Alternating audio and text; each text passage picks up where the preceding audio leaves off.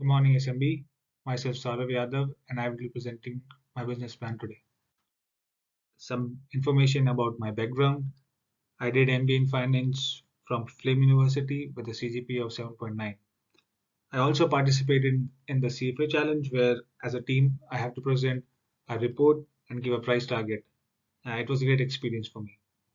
My experience, I have been working in a prop firm, Capstone Securities, since 2018. I'm a senior trader with 40 years of experience.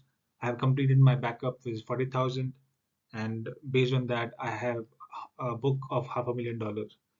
So this is my second time going through the learning curve. I did SMB programs I took. I did DNA and I did the winning trader program. The reasons I took these programs is because we don't have any education in my own prop firm. And after being a senior trader for 4 years and after completing my backup, I was feeling constrained and I was looking for further growth. And because we don't have any process, so I was looking for a process that can allow me to grow further. And that's when I started looking outside and I found SMB. And I really like the SMB programs, and that's when I became an SMB student. Trading strategies. These are strategies I'm using to trade every day. Changing fundamental, it's a broad category and everything is changing fundamentals. This is where I have found edge, and this is where I have collected data and I have developed my edge.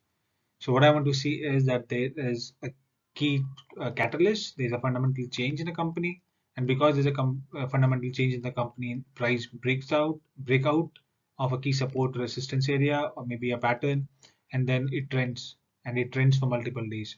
So when something trends for multiple days, that's where it creates a directional movement, and that directional movement is what my edge is. Secondary play, this is just a continuation of that changing fundamental plus breakout. So because something is trending for multiple days, so you might see a second day continuation play. Opening drive, this is again a changing fundamental play because stock is too hot and people are too excited. So there is a quick momentum play in these fundamental changes, a big move in one direction. So this is where momentum edges. Trend play, something has a fundamental change, something is breaking out of a key support resistance area. So there is going to be a trend and it's going to trend for multiple days. That's what I'm trying to capture in a trend day. So you have day one trend, you have a second day plays, and something trends for 3 or 4 days. That's your swing trade. So that's the last part, swing trade. Uh, then you have the last one is the capitulation trade. Capitulation happens when market sells too hard and it gets extended a lot. So it capitulates, and when it capitulates, it bounces really hard. And when it bounces, it creates V pattern. So this has happened 4 times if I count the 2020 COVID crash. So what happens is it creates a very strong directional move.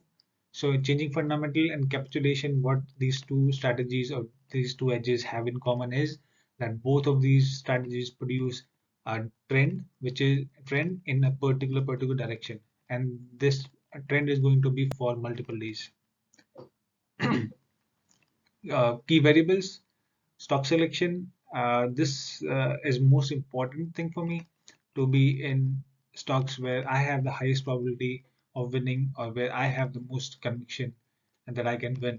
So I focus a lot on its stock selection. I think that 80% of the trading is about selecting the right stocks and trading your high probability setups.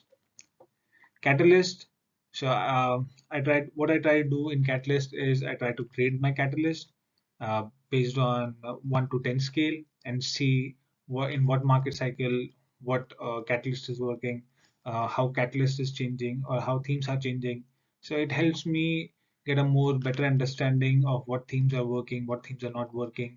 So recently, any kind of cuts that reduces the cost for the company, capex reduction or other kinds of cut is really working out in the market.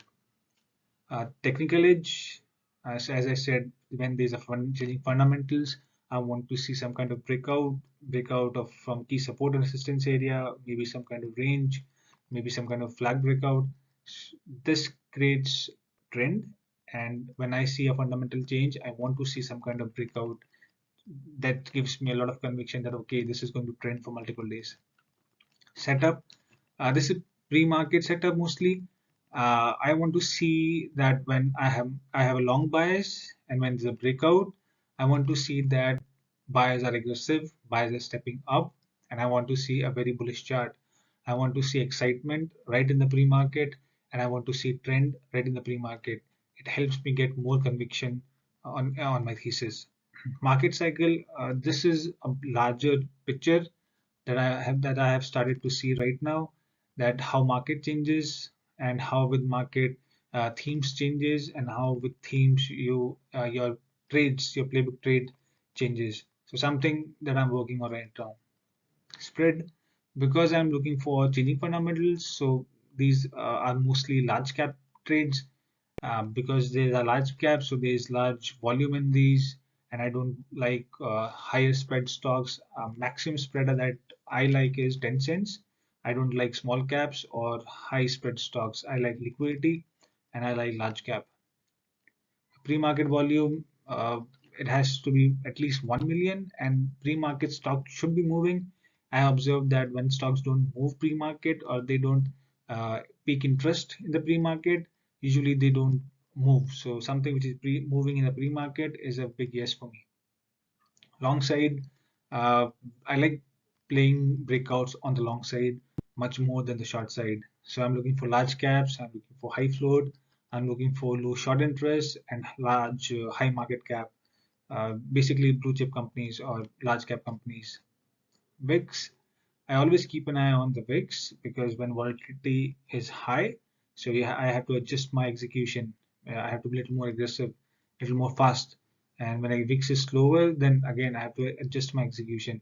And trades also change a little when VIX is very high. So momentum might work much better when the VIX is very high, and it's better to have some slow, just watch the setup, let it build up when VIX is low. So I think VIX is very important. Scalable, all my trades are scalable, and I like scalable because I have enough capital to play my ideas. So I want stocks that are scalable. I want trades that are scalable, and that's why I like these breakouts, changing fundamentals, and large caps. These are my stats from last 1 month. As you can see, there's nothing special here. I'm not. I'm mostly break even, not making money, not losing money, mostly at break even. So these are my stats from May 2022 to January 2023. The reason I have from May 2022 is because I was not allowed to use any third-party software to record data, so I had to take special permission to record my data. And it took me some time to get this permission. That's why you have this data from May 2022 to Jan 2023. We have our own data, but I cannot import data from there. This is my backtest. I'm trying to establish three things here. First, when stock breaks out or capitulates, it trends. Second, it trends for multiple days. Third, on these days, when it trends, it closes near the highs and far away from the intraday lows. That means that if I buy near the lows and if I sell at the closing, I am in the money. I am making money. This is my backtest result for the capitulation edge. This edge has happened three times this year. I'm not counting the 2020 crash, COVID crash. So this year it has happened three times. So I'm going to start with the latest one. On 13th of October 2022, market bounced. So the key here is to identify stocks that are broken, vertically broken, and those has capitulated a day or two prior to the market bounce. So in this case, TSM and LRCX capitulated on 11th of October. Look at the volume here, 25 million shares. And so I picked these two stocks to play the capitulation trade or the bounce trade. You see the intraday high is 70.2, intraday low is 62.32, and the close is 66.99. The EV is 7.5. What this EV donates here is that the closing is 7.5% above the intraday low of this day. Means if we buy at the intraday lows and if we sell at the close, we are 7.5% above the intraday lows. So we are in the money. Same thing happened with RCX. So the intraday low is 299.59 and the close is 340.61. So that's a 14% move from the lows of that day. So there is a direction, there is a trend here. I've also taken the second day here to see if there is a possibility of second day trade here. So as you can see, this is second day closing. Again, I'm comparing the second day closing with the lows of the day one. So as compared to the lows of day one, so the price, so here in this scenario, on second day price actually pulled back, so there is no second day opportunities. On day one, the stock actually trended way higher. Let's get to the second scenario on 12th May 2022. So as you can see, the stocks capitulated a day prior to the market bounce. I have this, there are four stocks here: MSTR, UPST, Coin, CVNA. As you can see here, MSTR, look at the EV here, it's 30% higher. That's a huge move. It's a monster trend. As you can see on day two, it's a 64% move. So the second day stock doubled from the lows of intraday from day one. So if you buy on the day one and we hold for the day two, it's a 64% move. That's huge. For UPST, you have 31% on day one and 44% on day two. For coin, you have 58, and look at this, 84% on day two. That's crazy. For CVNA, 37%, and on day two, it's 60%. I think this CVNA, I think Lance took this trade in CVNA and he posted the write up on his Twitter account. And this is the exact trade he took, and this is on this day. So huge edge here. The it and The last scenario is on 14th March. The Baba and Baidu. Look at the volume for this Baba, 15 million share to capitulate. As you can see on day one, 9.2% move from the lows of that day. Look at the EV on second day. It's a 47% move. That's almost doubled. This is almost double. You see Baidu here, it's an 8.6% move on day one, and look at day two, it's 49% move on day two. This is huge. So this is what I have found. I have not been able to trade them yet. I was new, but now I have seen it. I have data for it, and I think I will be able to execute it next time. And this is backtest data for my breakout trades. Same hypothesis: when breakout happens, stock trend for multiple days, and stock closes near the highs and far away from the lows of that day. So what I have done here different is that I have taken day one, day two, and the weekly also, because I'm looking for day one trades, I'm looking for day two continuation trades, and I'm looking for a swing trade, which is basically weekly. So this is my database. The latest example is a Tesla example, which we had earnings and we had a breakout. So you can see on day one, the close is 2.3% above the lows of that day. You can see on second day, that was a big move. On the second day, it actually moved up like 15.7%. That's a 16% move from as compared to the lows of day one. So there's a big second day play here. We can buy it on the day one and hold it for day two also. That's something for a swing trader to do. Netflix, another example, another latest example. You can see on day one, the lows and the closing is 3.38% difference. On day two, we have another big move and the stock is up like 8.91%. On the week, it closes near the day two highs only, so 8.46%. So this is the database. You can see this happening again and again. I have not found a single subset which has not proven this edge. I have not found a single subset where the breakout has happened and the price pulled back below the lows of the day. If breakout happens, I have found that in every occasion there is a trend. The key is to identify the right breakout and then playing the trend. So you got one day, you got second day, you got swing trades, and you got your momentum trades also a part of this. I want to highlight these stocks here. Tesla 125 breakout. As you can see, you got day one trade. You got, so day two it actually pulled back, but still it's 1.38 above the lows of day one. So if you buy on day one for swing position, you are still in the money. You're not getting stopped out there. And then you can see here weekly close 15.8% above. So that's a swing trade right here. For Baba, we have this 6.65% move on day one. I think this is also the weekly close. I have not taken data for next week, but you can see that's a 10 second day it moved even higher and closed even higher. MDGL was a great trade. It was a tough one, but you can see 24% move, 32% move, 47% move. mRNA again 9.24. These are exceptional trades in this data set, but these are breakouts, so I have included them in the data set also. Okta, Apple, uh, look at this Doku breakout of 50 area, 5.61% on day one, 16% on day two, and 20% on weekly close. Just ANPH, that was the main trade. I think this was a trade that piqued my interest, and that's when I started this database. So look at this: day one 14%, day two 18%, day three 23%. This was the best swing opportunity for 2022, as I remember it. So I have a similar database for the short side, but that is smaller. Uh, I like the long side, so I'm presenting the long side data.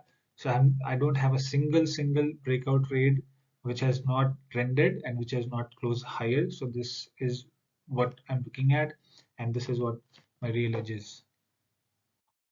These are the four trades that I'm planning to master in my edge. First is the momentum trade, happens right at the open. I have a good win rate in this, and I've traded this. I'm very comfortable with this. So this is the first trade that I'm trying to master right now. Second is trend trade. This happens after 10 o'clock. So once the momentum is over and big players starts to come in, you will see that trend trade starts to develop. And this is where this is the second trade that I'm trying to master. The third is the second day play. So this is a continuation trade uh, because something is breaking out, so it's going to trend for multiple days. So second day plays always provide a great opportunity. Netflix and Tesla are the recent examples. Swing trade, this is a multi-day trend trade, and this is not my focus right now, but maybe in the future I will try to master it. My first focus right now is to master the momentum trade, and then the trend trade, and then the second day trade. My daily routine: I get up at 8 a.m. in the morning. I do my exercise every day. This is something I take very seriously. This is part of my process. I don't miss my exercise in a single day. I eat healthy breakfast. Then I start prepping for my trading.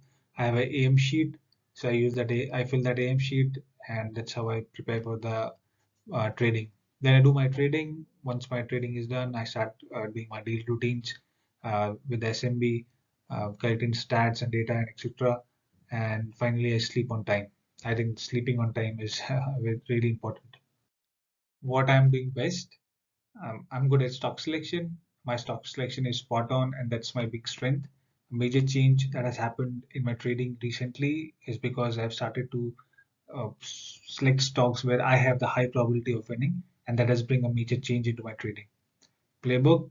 My playbook is very broad, it's very vast. I need to master it and to refine it, and that's my main focus for this year, to refine and master my playbook. Meta learning, this thing came into my trading when Lance posted his annual review PDF.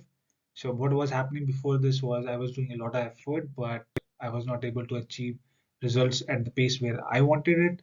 So when I saw this PDF, I started following it, and when I did, I was able to develop a goal. I was able to develop a systematic process, and now I feel that I'm growing at a much faster rate. So meta learning is happening. So that's something that has also changed in my trading, and I'm doing best at it. What I'm working up currently to improve, my whole focus right now is on the process, how to refine my process and how to improve my process. So this is my process, and these are steps where I'm focusing on. Stock selection, it has improved a lot, but I want to improve it further.